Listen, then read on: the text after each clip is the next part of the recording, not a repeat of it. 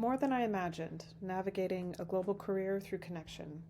First of all, I'd like to thank those of you who made today possible. The K-State Alumni Association, K-State College of Arts and Sciences, K-State Department of Modern Languages, and specifically Department Head Dr. Jeffrey Zamosny and Dr. Raylene Hale, mentors and professors at KSU, family and friends, and you as students for coming. I want to start with a confession. I never had a master plan. I didn't even have a 5-year plan. If you'd asked me in 2005 as a student at KSU, sitting here, where I'd be in 20 years, I never could have imagined this path. I was born in Warrensburg, Missouri, to parents who were educators. By the time I was 8, we moved to Korea. At 10, we moved to Manhattan, Kansas. My parents divorced, and my mom started teaching for the U.S. military. Her career took us to Okinawa, Japan, and Guantanamo Bay, Cuba. Eventually, I attended a Lutheran high school in Missouri, and then Concordia Lutheran College in Michigan. During the summer of 2001, while in Manhattan with family, I took an Introduction to Sociology and an Introduction to Women's Studies course. That Intro to Women's Studies course with Professor Melissa Devine was special. I connected with her on a personal level, but the real shift was internal. I felt a profound questioning of my beliefs and everything I thought I knew. It was terrifying and it was invigorating. And I decided to transfer to Kansas State University. I majored in sociology and minored in women's studies. I also serendipitously landed a job as a student worker in the women's studies office, and I stayed my whole time in that office working during my 4 years at K-State. College of Arts and Sciences majors had to study a language, so I chose Spanish simply because it seemed useful at the time. Then my older sister, who is now an architecture professor at K-State, she really pushed me to study abroad. She said, do 2 semesters instead of 1, stay a while. So I did. I spent 2 semesters in Spain, the fall of 2002 and spring of 2003. And oh, Spain, I remember the thrill of being somewhere so beautiful and inspiring. At the same time, it was quite affordable and it was really easy to get around. This time in Spain was before smartphones. We only had Lonely Planet travel guidebooks. Internet and email existed, but they were slow. And you had to go to a place to use a computer. Imagine, we'd call it traveling off the grid nowadays. I returned to K-State in 2003, fluent in Spanish, and was told that with a few more credits I could major. So I added Spanish as a second major. Then, in the summer of 2004, I took part in a K-State international service team to Guatemala, also an adventure. Same language, or almost, as Spain, but a very distinct experience. And I say this in terms of security, safety, comfort, and freedom. In Guatemala, I also really developed a love for the field of international development, as well as a critical perspective of it. This went hand in hand with my women's studies coursework, particularly with Professor Tori Dickinson. With her, we worked through issues related to international development, globalization, trade, and social justice. And it was during this time that I first heard about Rotary as a Rotaractor, thanks to Professor Stephen Graham, the Rotaract advisor at KSU. We applied for and received a Rotary Volunteer Service grant as international service team participants. Returning to KSU from Guatemala in 2004, I started a project alongside women's studies colleague Kendra Staley to sell textiles from a women's cooperative in Guatemala, our little fair trade project. Also at this time, women's studies began offering a major, and if I stayed another semester, I could get that major. So why not? And there I had it, a triple major. I didn't realize it 20 years ago, but through my study and volunteering abroad, as well as studies at Kansas State University, I was building a Spanish multiplier, if you will. Today, the data shows that Spanish language job postings in the US have grown by 60% since 2018. I was accidentally building a career web just by staying a while and learning how to navigate the real world without a smartphone or a safety net. After graduating from K-State in 2005, I started taking dives. That's the only way to describe it. I moved to Boston to work at Equal Exchange, a fair trade worker-owned cooperative. It's the only job I applied for before graduation. There I immersed myself in the world of coffee and fair trade while seriously missing the Midwest. Let me just say that Boston was challenging. It was my first job and there were a lot of changes. It makes me think a lot about what Scott Galloway says about first jobs. In a podcast recently that I listened to, he gave advice basically saying, if you don't like your first job out of college, you're probably doing it correctly. It was during this time between 2007 and 2009 that I left cold and gray Boston and spent half a year in Italy assisting a KSU study abroad program. A few months later, after moving home to mom's basement in Manhattan, Kansas, and doing part-time research gigs at KSU, I was connected to a dean of the Asian University for Women in Bangladesh, and this was via a friend of my mom's. So off I went to Bangladesh in 2009 for the most challenging work of my life. Over these few years, I'd stayed in touch with, or annoyed perhaps, KSU scholarships advisor Jim Honeberry, and he first told me about the Rotary Peace Fellowship. Prior to this, he had always said, I can't quite find the right fellowship or the right scholarship for you, Summer. But it was in about 2007 that he said, yes, I just heard about this Rotary Peace Fellowship and I think it fits you well. It was also through that I got connected to Professor Emeritus Bill Richter. He was the Rotary Peace Fellowship committee advisor, basically the person who worked with applicants for many years with Rotary District 5710. I applied not once, but twice for the Rotary Peace Fellowship. And it was while I was in Bangladesh in 2009 that I found out my second application was successful. When my job in Bangladesh ended in 2010, I moved to Australia for a fully paid master's study program, all thanks to the Rotary Foundation. Now, if you'll remember, I first heard about Rotary from Stephen Graham when I was a student right here at K-State. That one human connection, that one strand, that made a master's degree possible, and it truly opened a whole new chapter in my life. I graduated from the University of Queensland in Australia with a 6.9 out of 7.0 GPA.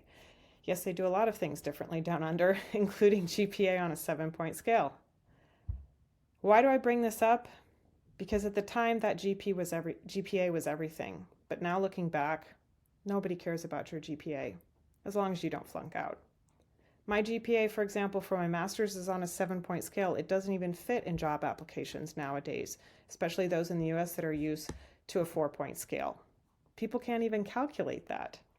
So just keep this in mind. It's just a number. It's important that you do as well as you can and that you pass, but your GPA isn't everything, and it's not something that people are going to ask you about when you're 90 years old. During the Rotary Peace Fellowship, I became more familiar with Rotary and the Rotary Peace ecosystem. I also saved up my stipend money, eating a lot of homemade goulash, beans and rice, and bean soup. I lived with Rotarians, and that made it possible for me to travel around Australia and New Zealand for a few months after graduating in 2012. All the while I was applying for jobs. I knew after my master's program that I really wanted to get back into coffee and small-scale farmer community development, but I wasn't getting any firm job leads. So I like to think I hacked the system a bit. I left Australia in 2013, flew straight to Boston to the annual Specialty Coffee Expo. I didn't necessarily know that many people there. I knew a few people from my past in the coffee world, but it had been quite a few years, so this was taking a big risk. But it was at this event that I was introduced to the organization Coffee Kids. And it's also where I met my future boss, business partner, and now dear friend, Jose Luis Zarate. Coffee Kids was hiring for a position that I had seen online months earlier, but thought that it was junior at the time. However, months later, with no job, but with a personal introduction, I interviewed, was offered the job, and I had to decide between working with Coffee Kids in Oaxaca, Mexico, or an unpaid internship with Sustainable Harvest Coffee Importers in Portland, Oregon. That internship might have led to a well-paying and meaningful job in the coffee importing business, but the lower-paying Coffee Kids job led to Oaxaca, Mexico. And I'm so glad I took that job in Oaxaca. I arrived in 2013. I lived small, but I lived well. And when that job with Coffee Kids ended in 2015, as Coffee Kids as an organization folded, I didn't plan to move on for the first time in a long time. My former boss, Jose Luis, proposed we start consulting together, and that's how we founded True Roots. Those first years of True Roots were more pain than trust. It was a rough time. But we were persistent and we were diligent. We knew it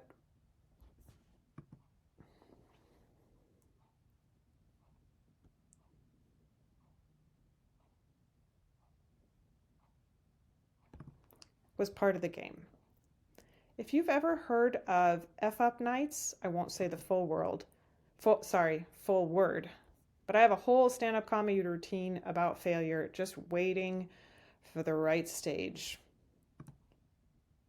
Let's just say that some of our early True Roots gigs could have been on that stage.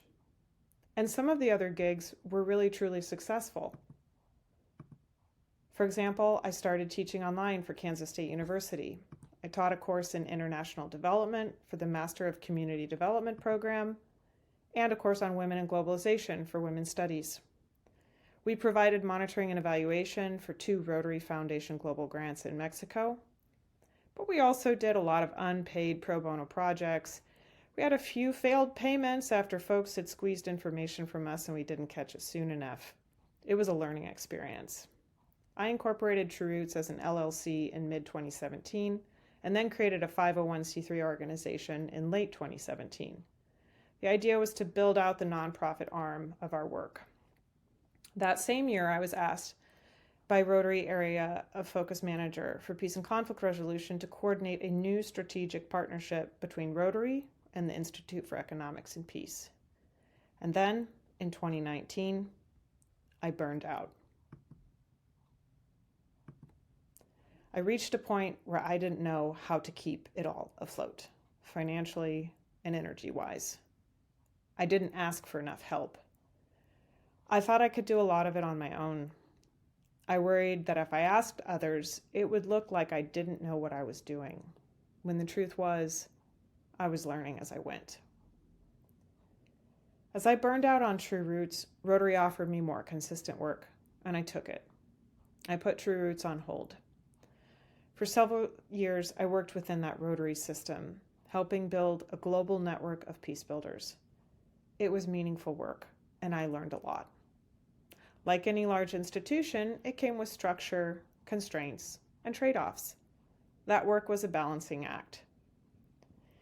My term as Rotary IP Partnership Manager ended in July of 2025, and I started looking for work again, seriously, in January of this year. I find myself again without a clear next step. After my burnout in 2019, I said I would never work for myself again, but here I am, rebuilding True Roots. So now I'm getting creative. I'm also looking to revive True Roots 501c3 to be able to access grants and serve as a fiscal sponsor for worthy small nonprofits that need support. While everyone else is getting more hyper-connected and more anxious about AI, I feel like I've been on the ground building something slower. Trust. And here's what I've come to believe. Trust is actually the most valuable skill I've built in my career. The job market will shift. Technology will evolve. AI will keep getting better and better at translation, analysis, and efficiency, but it still can't sit across from someone, navigate uncertainty, and build a relationship where real risk is involved. That's what I was doing in coffee communities, that's what I was doing inside Rotary, and that's what I'm still doing now as I rebuild True Roots. If I'm honest, this part doesn't show up cleanly on a resume. It doesn't look impressive, it's not in a straight line, it doesn't follow a ladder, it looks messy. It's nonlinear. And at times, over this path and process, it's felt like I was falling behind. Which brings me to something we don't talk about enough when we tell stories like this. I'm standing here today as a K-State Alumni Fellow, someone who has been, in a way, branded and certified as successful. But success feels different on the inside. Let's consider the elephant in the room. I didn't marry. I didn't have a family. I didn't stick in one job for 20 years. I made a choice. I actually made a few choices. And I currently have what I consider a really good life. I've saved for retirement.